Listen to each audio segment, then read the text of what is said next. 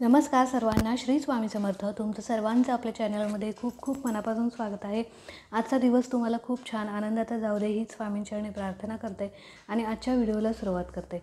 बघा, आजच्या व्हिडिओमध्ये आपण शाकंभरी नवरात्री जी आजपासून चालू झालेली आहे, 7 जानेवारी ते 13 जानेवारीपासून शाकंभरी नवरात्र उत्सव चालू झालेला आहे. आणि या शाकंभरी नवरात्र उत्सवामध्ये आपण आपल्या कुलदेवीची कोणती सेवा करावी, जी सेवा केल्याने आपल्याला आपल्या कुलदेवीचा आशीर्वाद प्राप्त होईल. आपल्या कुलदेवी बघा, आपल्या आयुष्यामध्ये ज्या काही अडचणी येतात, प्रॉब्लेम येतात, कधीकधी आपण आपल्या कुलदेवीचा मान सन्मान करायला विसरतो. आणि बघा, आपण रोज सेवा तर करत असतो, पण आपल्या कुलदेवीची सेवा जर आपल्या हातून घडत नसेल तर अर्थात आपल्याला अनेक समस्यांना तोंड द्यावं लागतं. आणि आपली कुलदेवता ही आपल्या कुळाचं, आपल्या घराचं रक्षण करत असते. त्यामुळे रोजच्या रोज आपल्या देवतेची थोडीशी कवीना सेवा आपल्या हातून घडली पाहिजे. मग घरातील कोणीही करो चालेल, पण कुलदेवतेची सेवा रोज घरामध्ये घडली पाहिजे. कुलदेवतेचं स्मरण घरामध्ये रोज झालं पाहिजे. तर कुलदेवतेचा अखंड आशीर्वाद आपल्याला प्राप्त होत असतो. तर बघा, कुलदेवता ही तुमची कोणती 3.5 शक्तिपीठांपैकी कोणतीही कुलदेवता असो, पण या शाकंभरी नवरात्र उत्सवामध्ये तुम्ही जर या काही ज्या आज मी सेवा सांगणार आहे त्या सेवा जर तुम्ही कराल तर नक्कीच तुमच्या कुलदेवतेचा आशीर्वाद तुम्हाला मिळेल. बघा, वर्षभरामध्ये 3 नवरात्र उत्सव येत असतात. एक चैत्र नवरात्र, एक शारदीय नवरात्र आणि एक शाकंभरी नवरात्र उत्सव. तर बघा, शारदीय नवरात्र उत्सवामध्ये आपण बऱ्याच 9 दिवस आपण दुर्गा सप्तशतीचे पाठ करत असतो किंवा अनेक वेगवेगळ्या सेवा करत असतो. आपल्या कुलदेवीचा मानसन्मान करत असतो. तर या शाकंभरी नवरात्र उत्सवामध्ये सुद्धा आपल्याला आपल्या कुलदेवीच्या जास्तीत जास्त सेवा करायच्या आहेत.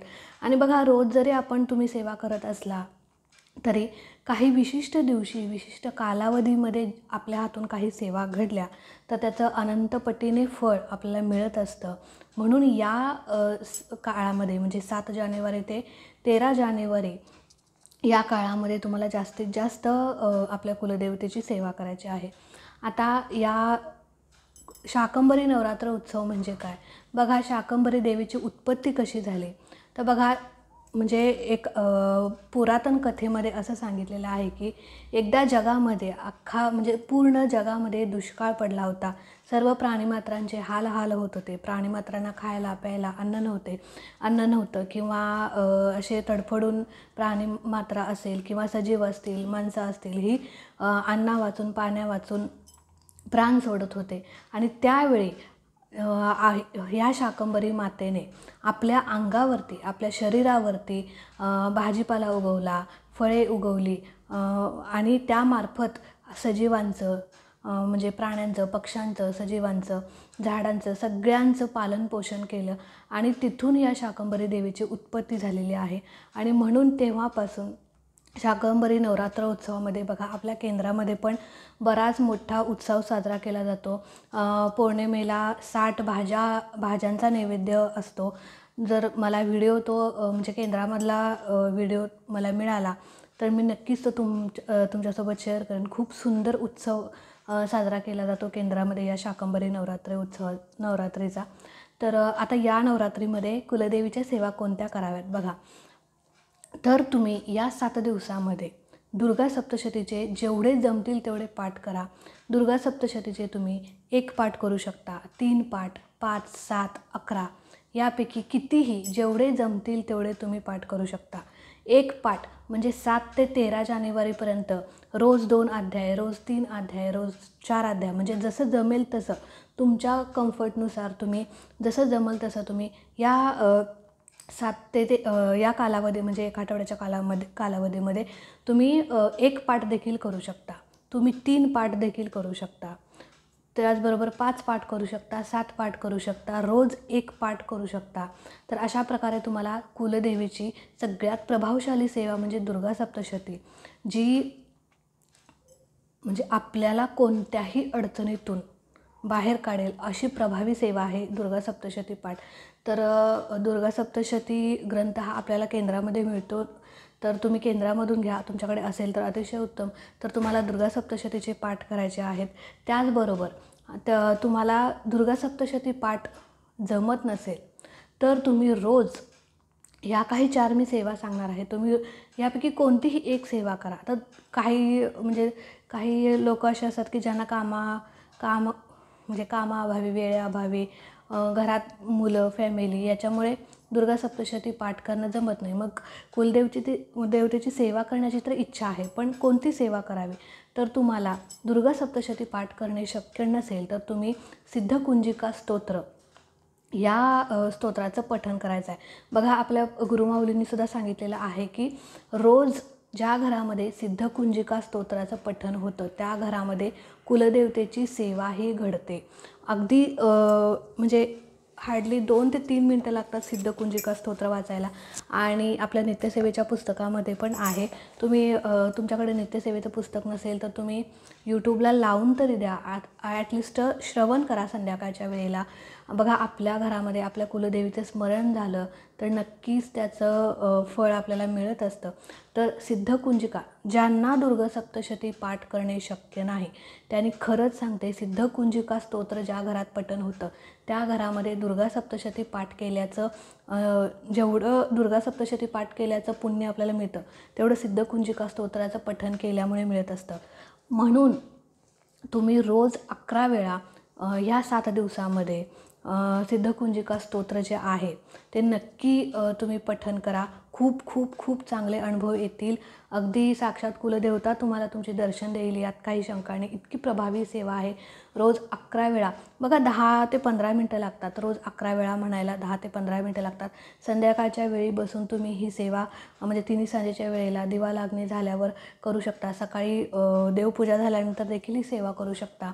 तर दिवसभरामध्ये 12 ते 12:30 ही वेळ सोडून तुम्ही कधीही सेवा करू शकता. तर आता सिद्धकुंजिका स्तोत्र तुम्हाला पठण करायचं आहे. त्याचबरोबर 99 मंत्राचा तुम्हाला जास्तीत जास्त या कालावधीमध्ये जप करायचा आहे.